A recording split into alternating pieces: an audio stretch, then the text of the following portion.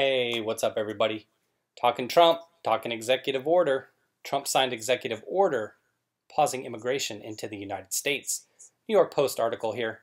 And a lot of you probably heard this already. When you just hear it, you're like, oh, wait, all immigration? But let's read some of the details and try to work our way through it and understand it. First and foremost, you know already what was going to happen. And the reaction from the left was what you'd expect.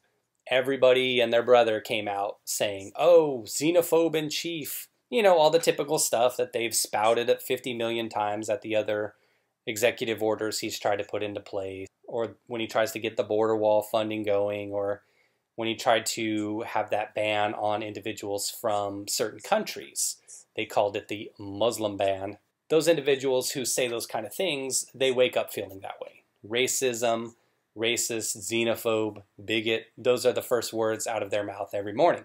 So I don't really care about those individuals. Their response was typical. Let's read through this real quick, and I'm going to give you my opinion on why I think Trump played a pretty masterful game here, why he was dealt a losing hand, but why he may have bluffed his way into a winning hand here. President Trump on Wednesday fulfilled his vow to issue an executive order pausing immigration into the U.S., a move he said would protect American workers during the pandemic. In order to save our great American workers, I suspended immigration into the U.S. This will ensure that unemployed Americans of all backgrounds will be first in line for jobs as our economy reopens, the president said at the White House during the daily task force briefing. We will also preserve our healthcare resources for American patients. We have to take care of our patients and our great American workers, and that's what we are doing, Trump continued. I just signed the order just before coming into the room, and it's very important. Very important. And as to amending it or extending it, that we can do at the appropriate time, but it's now signed. The White House released a summary of the order, which calls for suspension of new immigrant visas to put American communities and workers first as the U.S. moves towards safely reopening the economy. A pause that will be in effect for 60 days, and the administration will continue to monitor the labor market to amend or extend the proclamation if needed. Exemptions for medical and other essential workers to combat the outbreak, spouses and minor children of U.S. citizens, and certain other aliens. A review guest worker programs, I assume that should be a review of guest worker programs, to assess whether additional measures should be taken to protect American workers. The administration said that Black Americans and other minorities, Americans without a college degree, and others were especially harmed by an influx of foreign labor. Trump won the White House in 2016 in part on a promise to crack down on immigration, and has made the issue central to his presidency. Many key details of Trump's planned executive order are still not known, but one Department of Homeland Security official, who requested anonymity, said it would only apply to people applying for permanent residence from outside the U.S., not those already in the country seeking to adjust their status. Trump said the order initially would last for 60 days and could be renewed for the same period or longer, and that a second immigration-focused order was under consideration. Let's get the obvious out of the way first and foremost. If you've seen any of my videos, I'm always pro-America. I'm America first. I'm for Americans first and foremost. And until every American has a job that wants a job, I would be fine with suspending immigration entirely. I do feel in a lot of ways, though, that we're duped by both political parties. Individuals on the right and the left, hopefully you get this, that each side has a vested interest in allowing in low-skilled labor. For individuals who own companies or manage companies on the right, it's the ability to bring in, like I said, that low-wage labor that helps drive down labor costs and increases the bottom line. And actually, that wouldn't be necessarily just a benefit of individuals on the right, that'd be for everybody. So corporations on a whole, in general, all of them benefit from supply and demand. More workers drives wages down, which increases their bottom line, as I said. Now, again, we're just kind of covering things, the basics. Obviously, individuals talk about, oh, they're in the fields, they're doing jobs Americans wouldn't. Well, Americans did those jobs at one point. What it takes is less supply of labor, therefore wages have to rise to a point where somebody will do those jobs. We're talking about janitors, cleaners, individuals in the field. I hear a lot of illegals go into construction. So those types of jobs, they've been done by Americans before. They've been done by Americans long ago. So it's all about getting the wage to a level where people will take the jobs. And like I said, I'd be happy with getting to a situation where immigration was cut off entirely, except if you look at needs-based immigration. So that's another part of it. Needs-based immigration, sure. But if we have individuals within this country that can perform the type of work we need, then the pressure needs to be put on these companies to go ahead and raise those wages to a point where Americans are willing to go ahead and do those jobs. Pro-America, baby. Like I always say, I love my country first and foremost.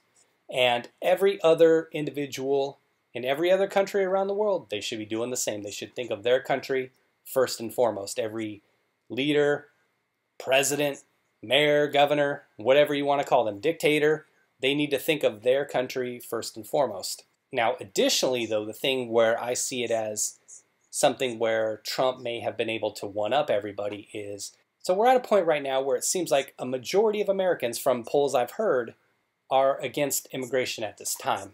Obviously, there's the job aspect of it, there's the health aspect of it, and you have all these other countries who have closed their borders as well. So it's not like the United States is the only one that's doing this. Unfortunately for us, we have individuals within this country that care more about the rights of individuals who aren't American than actual Americans. How those individuals can look themselves in the mirror every day and call themselves proud American, I bet they can't. I imagine they don't care about our country. That's just how I feel about it. So getting back to what I was saying, for individuals on the left, you know, if they want to say, oh, on the right, you have them wanting the cheap labor to increase bottom lines. Well, individuals on the left, voter base, obviously. And that's the things they say, and that seems to be playing out to be true, because why else would you want to bring in tens of millions of individuals over time to drive down wages, to drive down the labor cost? That's the Democratic voting base now, and Republicans and corporations, and we talk about Republicans and Democrats, but I'm saying it in the corporate sense. They benefit as well. So to me, I kind of see it as like each side acts like they're doing something.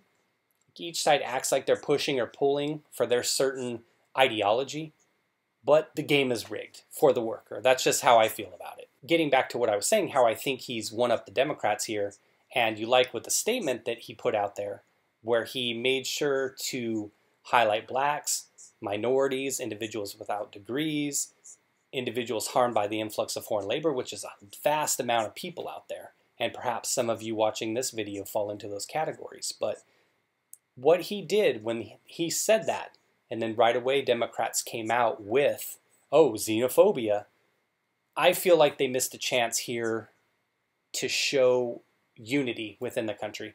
There's been so many opportunities over the past few months for Democrats to kind of go along with some of the stuff Republicans are doing, because the Republicans hold the presidency and they hold the Senate right now. Obviously, they're the ones calling the shots for the most part, but there's been several opportunities for Democrats to work with Republicans and to go back to their constituencies and say, hey, we did this as well. We worked with Trump on this as well, because I feel like a majority of people, even if you're somebody who wants your party to be in power, that you still want to feel like both parties are able to reach across the aisle sometimes, right? We want to feel like our government is working for us rather than always, like I said, that kind of push and pull back and forth. So I really feel like they missed a lot of opportunities, and this was a huge one where they could have taken this to their voter base in the next few months. Ahead of the presidential election, they could have taken this back to their districts and said to individuals, hey, we helped Donald Trump proposed this, sure, but we went along with it. We were instrumental in it. We were instrumental in implementing this, instrumental in making sure that American workers were able to get their jobs back when the economy opened back up. I think that would have been huge optically for the Democrats to go ahead and have done something like this. But again, Trump just played them again. He made one move, and predictably, they went with the opposite thing. So I hear people jokingly say if Trump said that water was wet, Democrats would say it was dry.